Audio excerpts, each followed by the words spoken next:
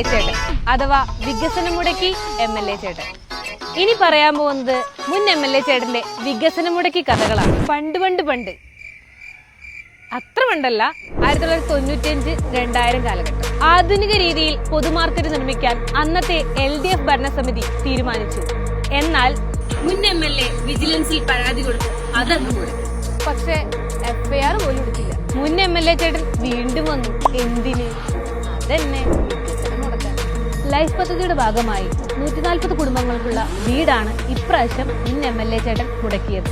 മാത്രമല്ല, Vadakkanchery MLA Xavier ഏട്ടന്റെ പ്രാദേശിക വികസന ഫണ്ട് ഉപയോഗിച്ച് മുതുവറ അമ്പലത്തിലും പഴമ്പുഴ അമ്പലത്തിലും സ്ഥാപിക്കാൻ കൊണ്ടുവന്ന ഹൈമാസ്റ്റ് ലൈറ്റ് മുൻ MLAയും കൂട്ടരും UDF BJP അവിശുദ്ധ കൂട്ടുകെട്ടുണ്ടാക്കി മുടക്കി.